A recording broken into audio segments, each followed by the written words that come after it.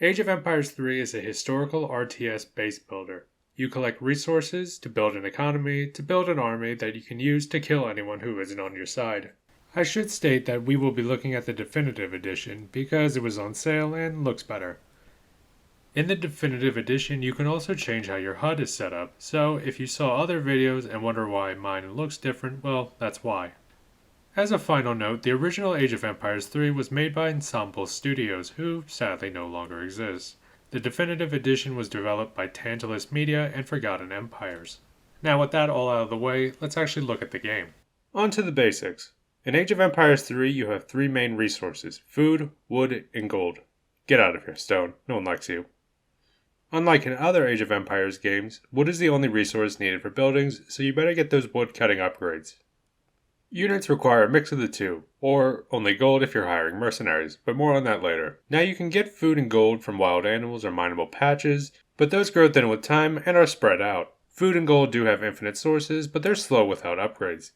Seriously, in this game you do need those upgrades. Now on to the setting. Where Age of Empires 2 focused on the old world, the third game focuses on the new.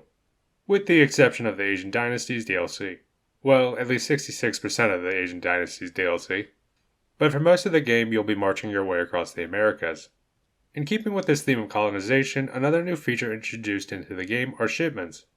Shipments are bonuses that you select from a pre-made deck. These shipments come in the form of bonuses to production, free structures, additional units, more villagers, and etc. Since this game is set in the Age of Discovery, it's best to imagine these shipments are your home country sending you over some stuff. If this seems a bit off to you, well, shipments are valuable, but they're not necessary. You can complete a game without getting a single one, but shipments can be used to improve your gameplay style. Like if you're going pure infantry, then getting the shipments that improve infantry training speed, health, and damage will be more important than those that increase your cavalry. Thankfully though, you're not stuck to a single deck.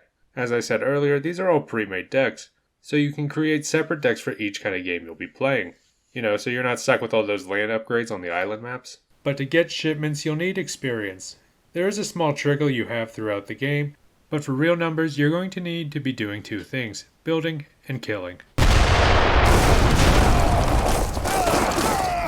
Building units, buildings, units that build buildings, all provide a small amount, as does killing enemy units, buildings, and enemy units that build buildings. But those all require direct action. If you want to increase that passive trickle, there are a few things you can do. Certain buildings will provide you a steady increase in your trickle, but for a major bonus you're going to want to be investing in trading posts. These little huts produce a small amount of experience whenever a trader comes by. But upgrading these trading posts allow you to change what that bonus is. Low on food? Well, you can change one part and then you can expect a bit more whenever the trader comes by. Tired of waiting for that trader? Build an additional trading post. Still not good enough? Upgrade your trading post to trains. Still not good enough? Why are you so greedy? Build more villagers. Mills produce infinite food, jeez. If you're not sure which resource is coming from which trading post, you can simply click on the icon and the game will take you to that trading post. Trading posts can also be used to ally with local natives. Once allied with a local tribe, you can then use the trading post to build unique units and have access to unique upgrades. But those depend on who you ally with, so you better choose carefully. You can ally with everyone. The final new addition is that of Explorers. This is a unit you start with at the start of the game, but in the campaign, those units are your heroes. Explorers are used to do what the name implies: explore.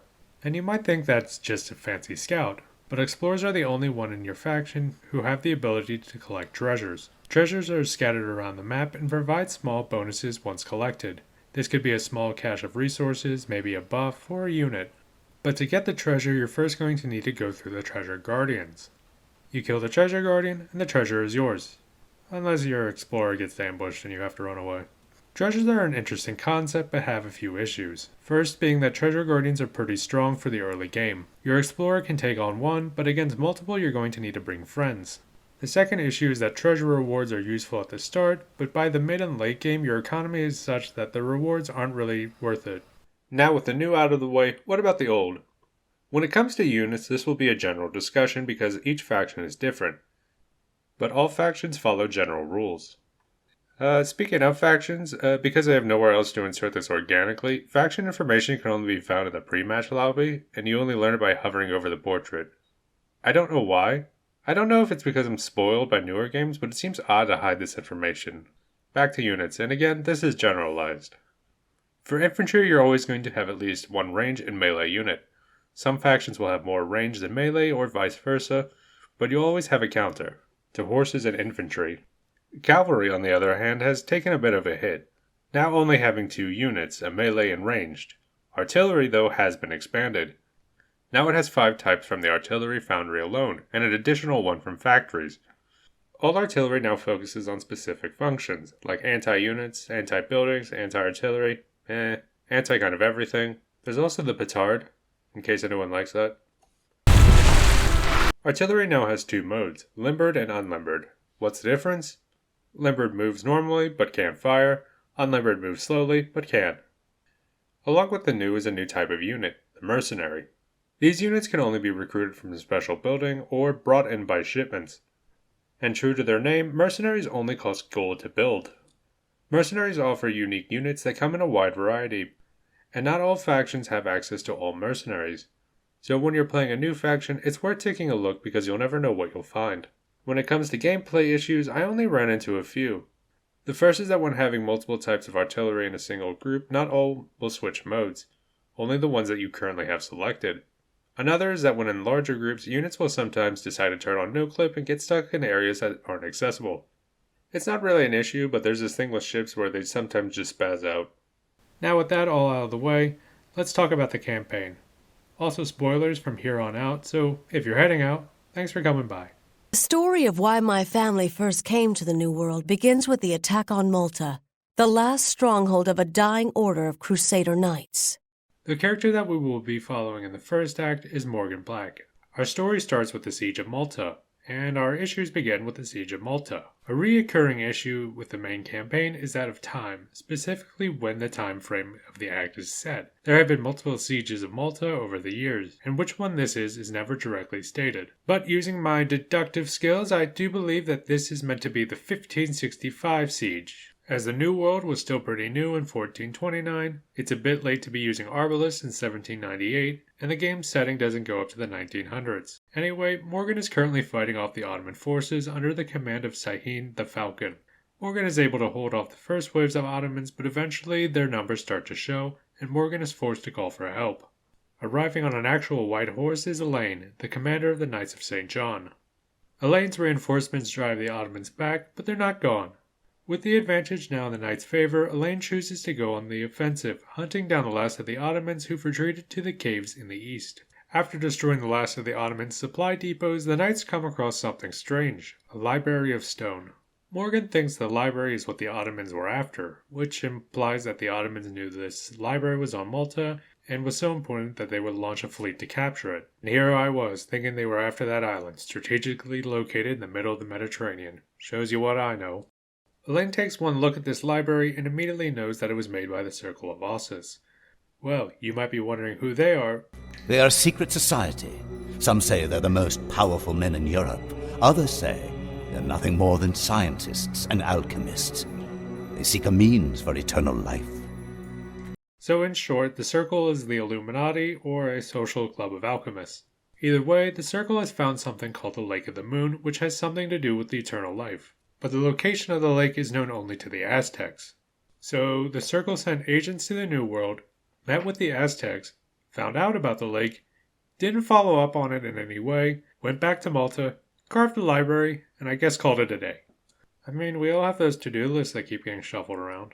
Morgan, being the good dog he is, accepts this all without a single question.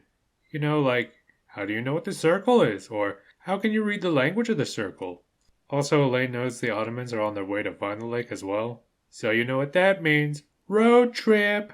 After an indeterminate amount of time, Morgan arrives in the New World, and immediately upon arriving in the New World, one of his ships is sunk by a fireship, and he's forced to fight off a pirate. The fearsome pirate Elizabeth Ramsey. Not Elizabeth, as autocorrect would like it to be, but you can just call her Lizzie according to the subtitles. Also, Lizzie, your ship's a bit low in the water there. Immediately after this meeting, another of his ships is destroyed, but not the one Morgan's on, so it doesn't matter. Morgan will have to find his way out of this mess, so he uses his psychic powers to determine the location of 3 navigational charts that the pirates use. And in typical pirate fashion, the charts are buried in 3 separate locations instead of not being buried in their base where the charts could be easily accessed by those who might want to use them to, navigate.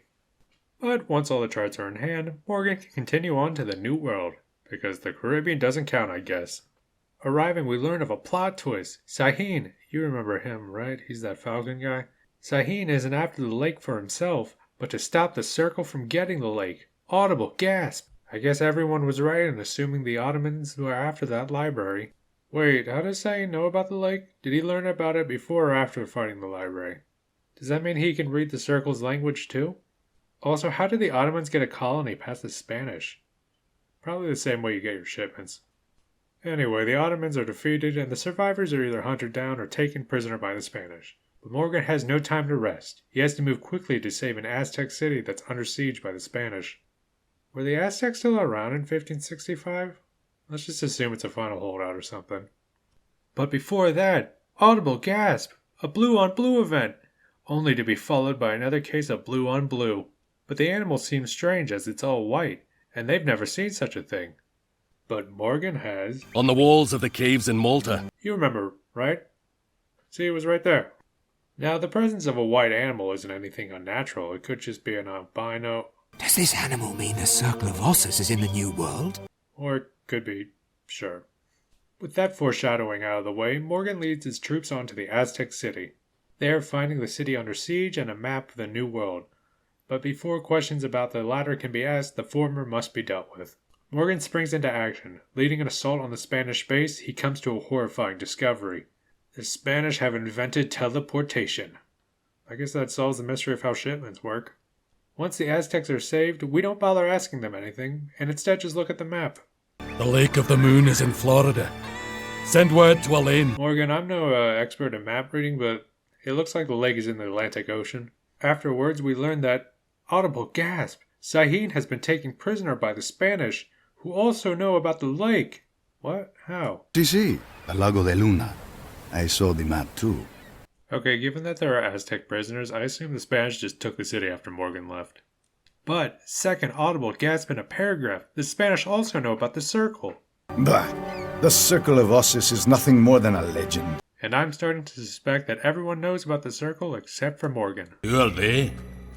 The race is now on to reach the lake before the Spanish and the Circle can Morgan's ship was damaged in a hurricane and was forced to land in Cuba. Never mind, the race is on pause. Fun fact, while doing research for this video, I learned that there was actually a pretty bad hurricane in 1565. Morgan's ship is damaged and he won't be able to fix it for a while. So how will he get to Florida? Well, Morgan Black. It's everyone's favorite character, Lizzie. You remember her, right? I am Elizabeth Ramsey. Well, Morgan strikes a deal with her. She takes the knights to Florida and her pirates can have the Spanish gold. Honestly, this mission exists so that Lizzie will be there for the final mission of the act. It'll make sense then. Arriving in Florida, we find the Spanish treasure fleet moored and Alain has arrived. You remember that time Morgan sent a message to Alain, right? Send word to Alain. But, oh no, Alain doesn't approve of Morgan working with pirates. I'm sure this will be a source of many problems and troubles for our poor Morgan. It's not. In the aftermath of the battle, we discover Sahin and an Incan prisoner. You better remember this Incan. The Incan warns Alain that the lake isn't some toy that... Wait, how does the Incan know about the lake? Wasn't it an Aztec secret? The Lake of the Moon, a place known only to the Aztecs. Maybe they talked on the prison ship. Anyway, the Incan warns that the lake isn't to be messed with. Alain tells Morgan to kill the Incans and Sahin, but Morgan's against him since the Incas helped him fight the Spanish. Alain doesn't care and rides off. Sahin then reveals the truth. The Circle is after the lake because it's the fountain of youth. Audible gasp. And Alain is a member of the Circle. Louder audible gasp. Morgan. He makes sense. Does it? Lizzie knows nothing about Alain. Maybe he was dividing his forces to secure multiple objectives quickly. Is this because he was mean to you? Wait, does she know about the Circle too? Surprisingly, Morgan actually makes a sensible decision. If you're not sure, wait and see. I'm sure there's a perfectly logical reason for all this. Is Alain a member of the Circle? Tune in next week to find out. Look, there are knights all around the lake. Not just knights. The Circle. So it's true. Alain is a member of the Circle. The signs were there from the beginning. His white horse. Yeah, I threw that line in at the beginning for a reason. But now that the secret is out on where the fountain is hidden, there's only one thing to do. Destroy the fountain. But that job is easier said than done, until Lizzie says, We can make a few fireships. remember she can make those ships? Man, imagine if that hurricane hadn't hit Morgan, he'd be in real trouble. But I am low on black powder. Lizzie is low on black powder. Thankfully, Sahin is here. Wait, where did you get that black powder? Weren't you a prisoner like a mission ago? Even with these fireships, it will be tough, seeing as the Circle stole that Spanish teleportation tech, because I don't know how else they're getting these ships in after I destroyed their docks. Hi everyone, Typhon here. This is me after I wrote the script. I was actually wondering if they were teleporting in or just some kind of shipments. But no, they're definitely teleporting in because I destroyed all the Circle structures and they're still spawning in. Also, don't attack the Circle stronghold in this mission unless you want a whole army to spawn in. I thought it was the one that Alain led, but no, he spawns in later. Surrender now, Morgan. You have no chance. Anyway, back on topic. With the fountain destroyed and Alain dead, the Circle has nothing. But what of our heroes? Sahin knew the Europeans were carving out empires in the Americas. He realized that the Ottomans were as much relics of the past as the Knights of St. John. Lizzie had lost her Spanish gold, and it would be several years before she really forgave Morgan. Really? Well, I can't wait to see what future adventures these two have. Also, plot points to remember. The Inca were here, and Morgan drinks the water. Also, completely unrelated, but what do you all think of the Circle of Ossus flag? I feel like it's a bit too modern for the setting. Everyone always said Morgan's grandson, John Black, had a lot more enemies than he had friends. Now, remember when I said I can't wait to see what future adventures Lizzie and Morgan have? I hope you do. I only said it a few seconds ago. Well, stop waiting because we never do. Instead, we follow John Black, the grandson of Morgan and Lizzie. Maybe. We also have Kenyon. And if I said that name wrong, please forgive me. I'm trying my best here. And yes, his name is spelled with a colon. Also, Act 2 skips forward a few hundred years to sometime around 1756. Anyway, the two are arguing about who got the kill. And I think it's Kenyon because we hear the gunshot after the deer is hit. John Black is the commander of a company of mercenaries. John and Kenyon are on their way to Brunswick. I think it's supposed to be Brunswick, North Carolina, because this Brunswick is on the water. But I'm no expert and the maps in this game are useless. Like, look at this. Most of New England is in Canada. Florida is missing parts of it. And the Carolinas stretch way far west. I know the original maps aren't good either, but this is strange. What was I talking about? So John and Cayenne and all those mercenaries that don't get names are on their way to Brunswick to protect the town from Cherokee attacks. And the one in charge of Brunswick is none other than the fan-favorite Uncle Stewart. You best get to know fan-favorite Uncle Stewart because we're going to be seeing a lot of him. Also, Cayenne has the ability to hear troops moving nearly a mile away. Less than a mile distant. I can hear them. After fending off the first waves of Cherokee attacks and saving the villagers, John decides to go on the attack. Thankfully, fan-favorite Uncle Stewart is told to stay behind. Stewart, you stay here with the other women. Oh. That's right, non-man thing. You better stay with the women. Destroying 2 huts seems to be enough to bring the Cherokee to the negotiation table. But while John is at the negotiations that never happened because that would slow down the plot, the audible gasp, British have arrived. And I don't know about you, but something tells me these guys aren't good. Find a member of the Black family and kill the rest. Worse, they captured fan-favorite Uncle Stewart. Also, Warwick's portrait shows him holding a white bird. It's very important to the plot. After defeating the British, John is only left with questions. And we can only guess as to the answer. I know why. The Circle. My family has powerful enemies. So John's immediate guess is that the Circle is behind it. But why?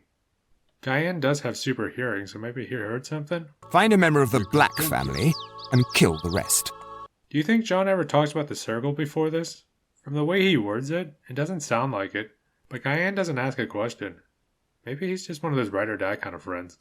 But before they can go rescue fan-favorite Uncle Stewart from Warwick, Cayenne presumes that the British will go after his tribe, which makes sense seeing as Cayenne is a local.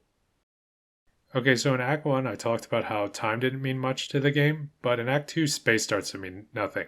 It will make sense more in a bit. So they teleport to an unspecified area in New England because the Circle is suspects. He didn't sound suspicious a moment ago. I know why. The Circle. Also, Cayenne's tribe is called the, Haudenosaunee? Haudenosaunee. Back on topic. The British are defeated and the village is saved. After defeating the British, we get to meet Cayenne's sister. Okay, in my defense, while I was looking through the footage, I don't think they ever say her name either. She's upset that Cayenne took so long getting there. How long did it take for them to get there? Well, thanks to the power of movie magic, we don't know. We also learned that Warwick is the new British governor, a plot point so important it will be mentioned twice more, and more importantly, that Warwick is after John. Anyway, we get a cut to Warwick, who is happy to learn that John has finally showed himself. We also learn that Warwick is transferring fan-favorite Uncle Stuart to a non-location specific Western fort. Audible gasp! Okay, I want to talk about this loading screen. First, British governor's mentioned again. Second, Warwick has a white bird. Third, whom he believes kidnapped his fan-favorite Uncle Stuart. Hasn't that been confirmed? Warwick's men attacked Brunswick, where fan-favorite Uncle Stuart was before the attack, but not after? That seems like a good indication of who kidnapped fan-favorite Uncle Stuart. Moving on, we learn that Cayenne's sister's in a relationship with John. A secret relationship. Have you told your brother about us yet? I wonder how long this secret relationship will remain one, and what will happen when Cayenne finds out, given the fact his hearing is amazing, and he's standing only a couple dozen feet away from you two. Also, the 7 Years' War, or the French and Indian War, if you're like me and from the States, has started, and John is joining the French side, because they're not on Warwick's team. So you destroy a British fort, which will teach them for following orders. In the aftermath, fan-favorite Uncle Stuart is nowhere to be found, but what is found is a flag of truce.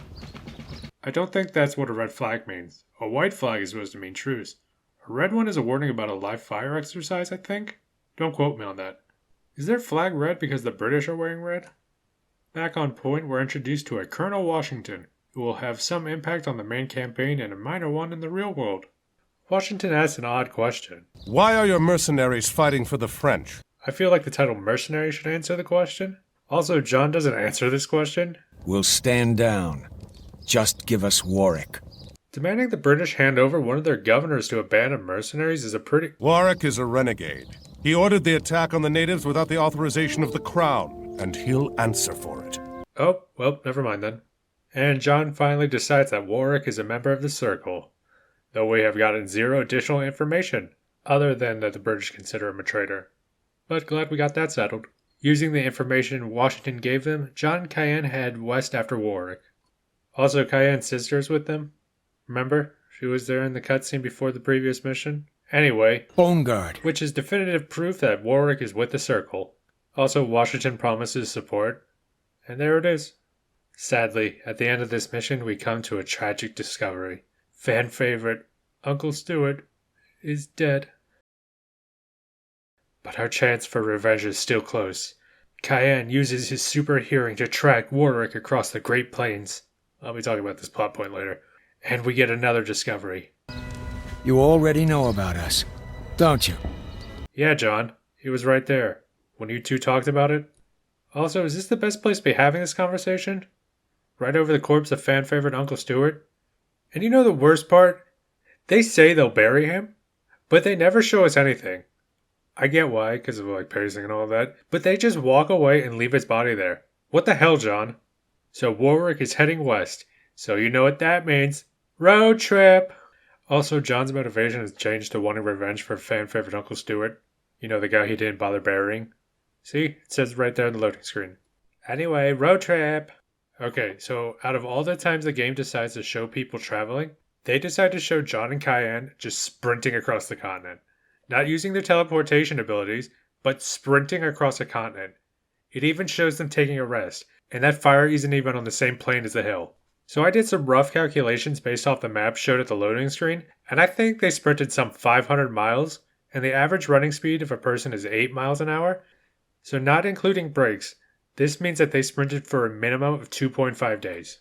Anyway, they get to the Great Plains and discover Warwick is trying to kill off the local chiefs on the plains and... Earn the respect of the tribes before the last chief is killed, and Warwick will be driven from our lands.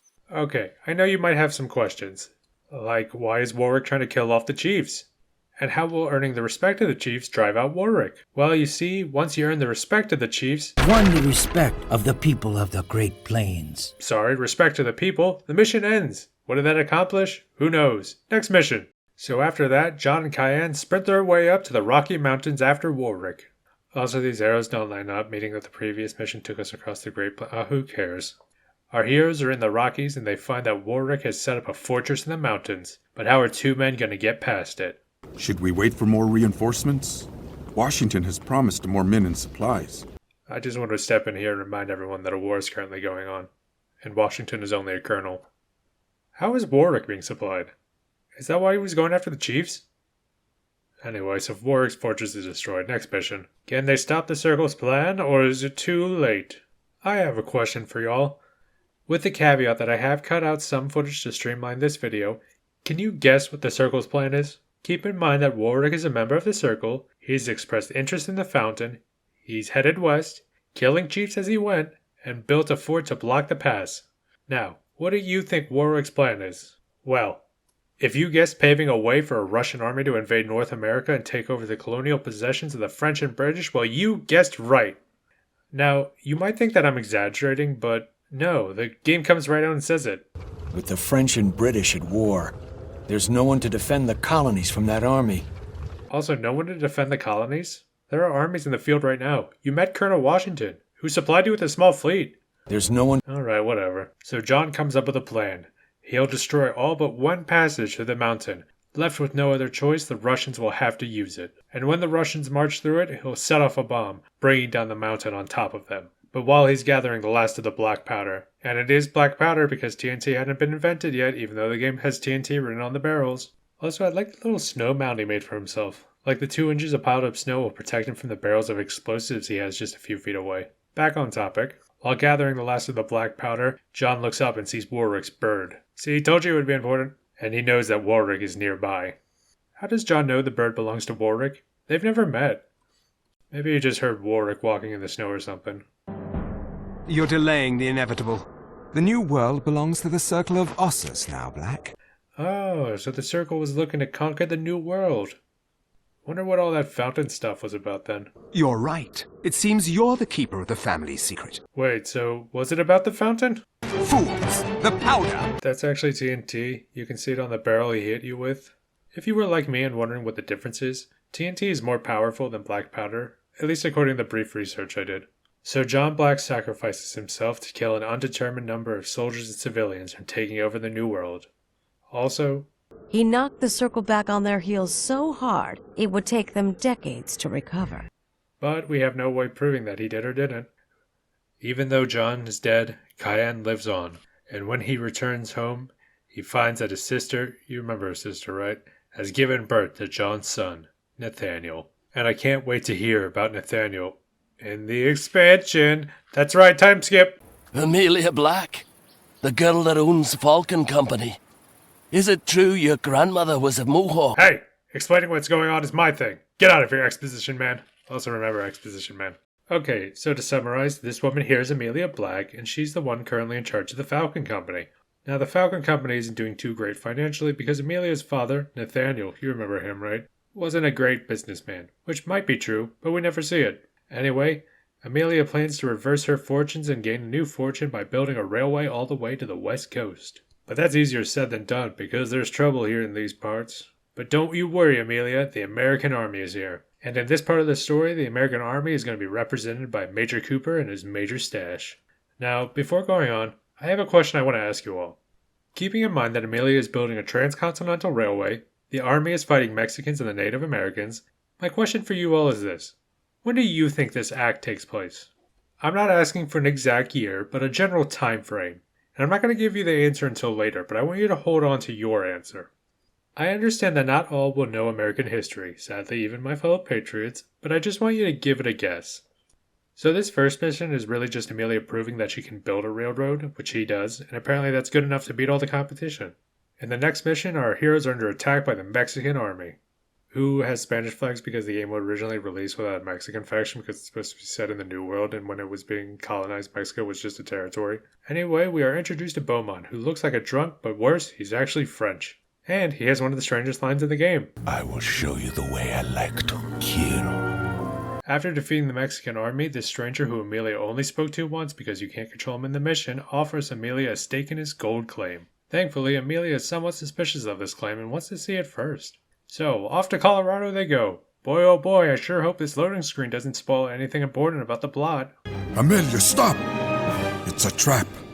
He leads the circle. Audible gasp, it's Cayenne, and double audible gasp, Beaumont leads the circle. Thankfully, Cayenne brought Major Stash with him. But how did Cayenne know where... The Indian. He tracked you for many miles across rough ground. Oh, that's right, he's got super hearing, and it seems to have grown stronger with time. But I have a question that I'll let Amelia ask. How did you know about Beaumont? We will talk later. Okay then, we'll talk about how you two seem to have a long history another time. Also, the cavalry Major Stash brought aren't available in this mission, even though they're here in this cutscene. So you chase Beaumont through the caves. He taunts you and you chase after him, but he gets away. Side note, I think my earlier theory about the British using a red flag because they're wearing red is confirmed. As you can see here, we have US soldiers carrying a blue flag who are wearing blue. Once the mission is over, we learn that Cayenne and Amelia haven't seen each other in a while. But let's skip that boring stuff. Cayenne, how do you know Beaumont is with the circle? Come on, dish. I have been on Beaumont's trail for months. Okay, that didn't answer my question. But it actually raises another. Do the circle know the fountain has been destroyed? Like, from the way Warwick and Beaumont talk about it, I don't think they do. You would have thought that like one or two of the circle survived the fight with Morgan and, came back and told the rest the fountain was destroyed. That old story again? Did you forget what year this is? You know what, Amelia? That's a great question. What year is it? Would you be so kind as to tell the class? The circle is all too real. Oh, for Christ's sake. Your grandfather John learned that before he died. Beaumont is their leader now. Again, how did you learn this? I'm not saying he isn't, but I want to know how you know. You see? Beaumont will go to Florida. Now, you might wonder how Cayenne knows this. Is it his super tracking? No, you learn from this little pop-up at the end of the mission that tells you Amelia found a map to the fountain. And God help you if you were looking away from the screen or thought that Amelia would explain when she said, "But look at this." You'd be wrong. Also, how did Beaumont get this map? Wasn't the whole point of the second act trying to find this fountain and or invade North America? Also, the only reason Amelia agrees to go to this is because Cayenne mentions gold. Then that's where we're going. She doesn't care about Beaumont or the fountain. And I know that because on the next loading screen, the game even says, and recover the Spanish gold. She doesn't give a shit. Also, Major Stash abandons his post. He runs off with Amelia and Cayenne after Beaumont and the gold. Did he tell anyone he was leaving? I'm going to complain about Amelia at a later point, but for now I'm going to finish this rant with, how did they get to Florida? Did they take a train? Did they sprint there? Anyway, the next mission starts with a gator. That's how you tell people you're in Florida. Grand Inquisitor, the Seminole says the Inca took the water, but he does not know where they went. Remember when I told you about the plot point that the Inca were at the lake? Well, look what's coming back. Be sure he knows nothing. Take his toes first, then his fingers, one at a time. Phew. Thank God Beaumont said that. For a moment there while he was trying to kill us last mission, I was actually doubting if he was a villain or not. Unrelated, but I feel bad for Minion. He doesn't even get a name. Diego got a name, and he was so important to the plot I didn't even mention his name. Like, he's not called Bone Guard, not Captain, or anything like that. He's just called Minion. Also, this line implies that Beaumont is more interested in the gold than the water. I guess it makes sense, seeing as he knocked the circle back on their heels so hard, it would take them decades to recover. Or so Amelia says. Oh yeah, I never mentioned it, but Amelia is the narrator of the story. They are no match for the Circle of Ossus.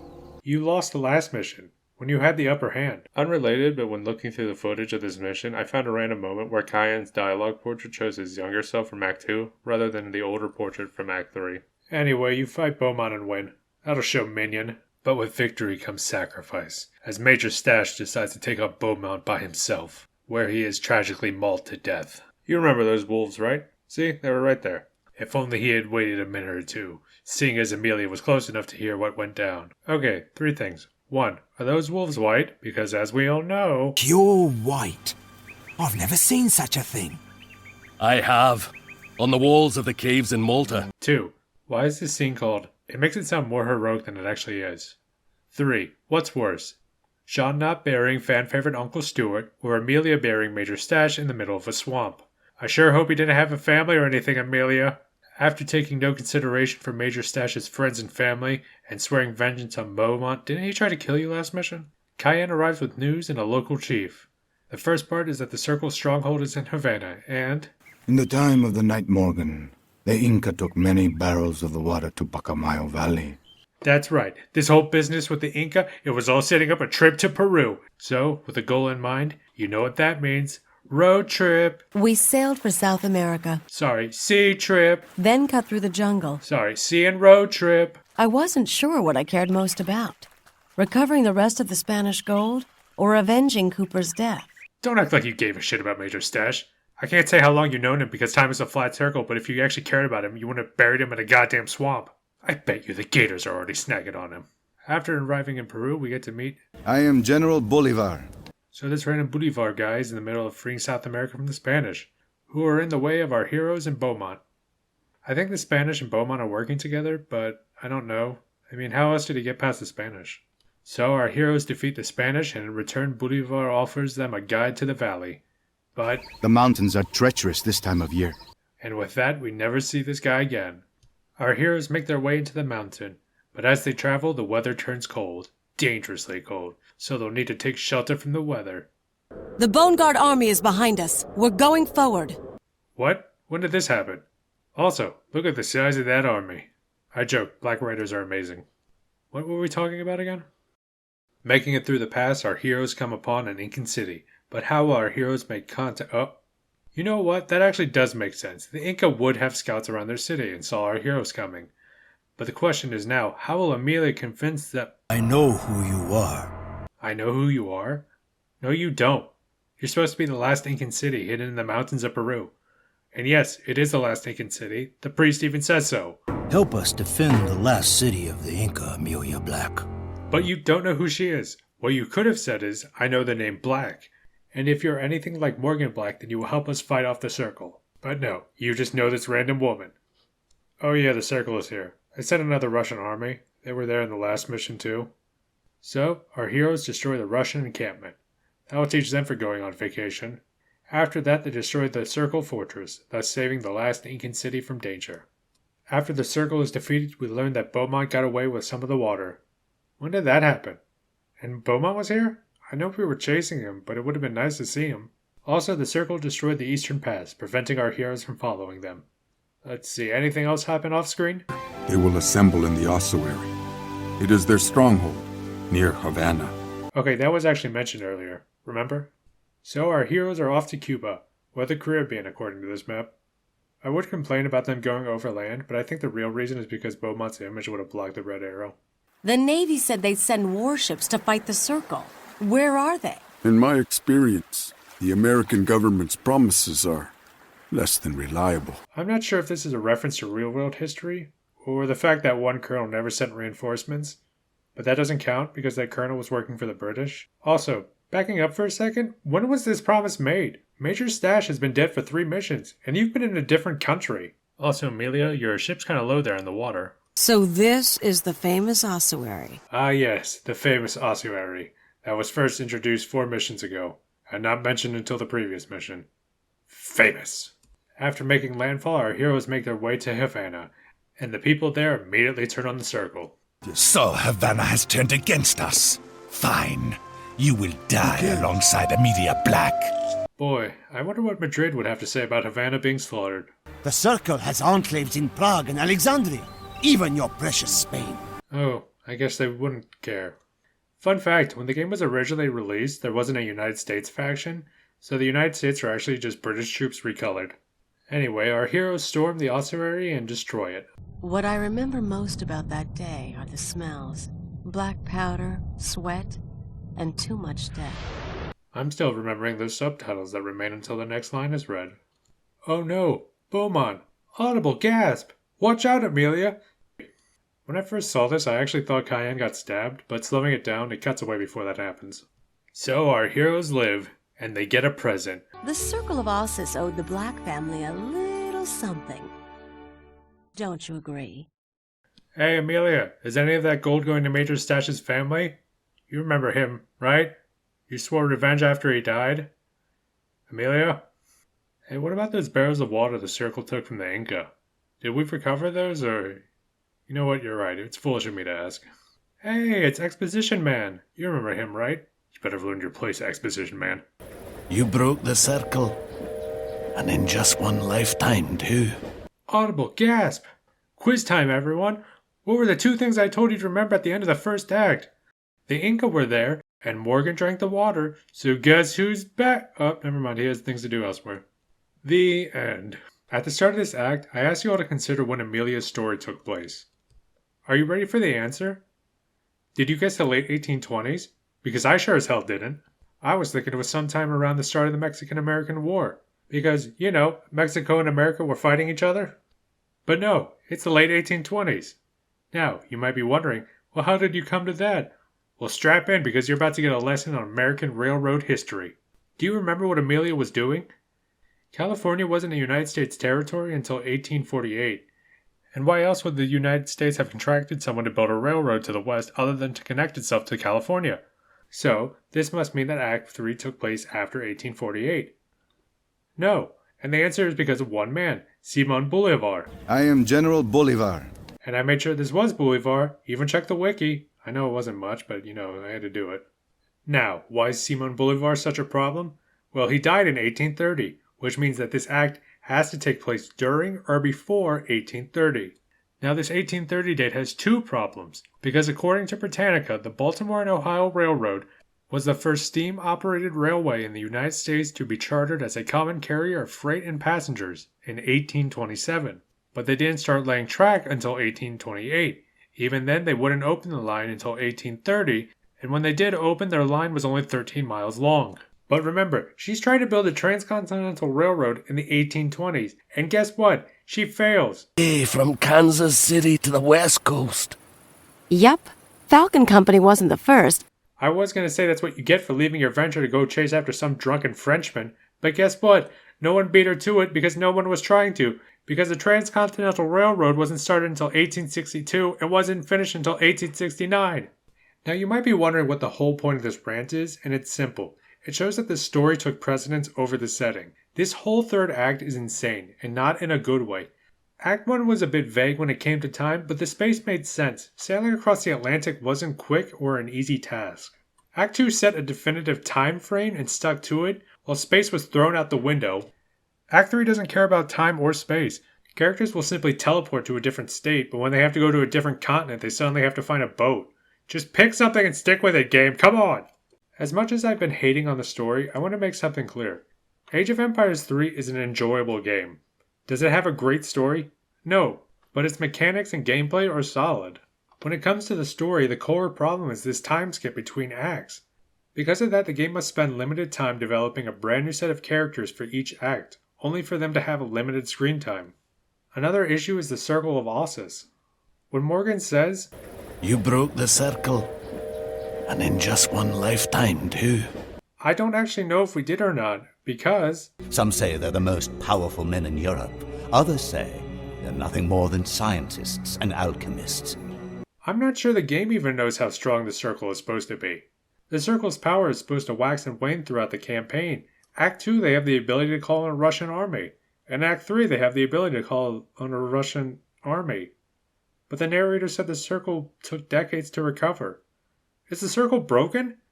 The final mission is called The Last Stand of the Bone Guard, not The Last Stand of the Circle, which implies that only the Bone Guard have been defeated, not the Circle. But isn't the Bone Guard part of the Circle? They are Bone Guard, the Circle's elite soldiers. Does that mean the Bone Guard splintered off at some point? I ask all of these questions because it shows the vagueness of the Circle is too vague. I don't know how big the Circle is. How does a single loss break a power that has enclaves all over Europe? I also don't know what the Circle's end goal is. They get the water from the fountain, and then they become immortal, but then what? Was world domination the end goal? Warwick's monologue makes me think so, but I can't say for sure. Now would be a good time to mention the 2 expansions for Age of Empires 3, not counting the DLC factions, as they would expand on this story, but they don't. The War Chiefs expansion adds a bit of lore to the Black family, dealing with Amelia's father and son that's never mentioned, but there's no mention of the Circle. And the Asian Dynasties expansion doesn't deal with the Black family at all, or the Circle. I tried finding some information about the development of the game, but with the studio's closure and the release of the definitive edition, the water's been pretty muddied. So I can't say anything with a sense of assurity, but I think the expansions are a tacit acknowledgement that the main story didn't work. So endings are hard to write, and I'm still kind of new to this whole thing, so if it doesn't go well, I'm blaming that. Age of Empires 3 is a good game, but it just has a bad story. But if you're fine with gameplay, then the links to where you can buy the game are in the description below, along with my sources if you want to read more about trains or that one hurricane I mentioned. Until next time, thank you for your time, and I hope you have a good day.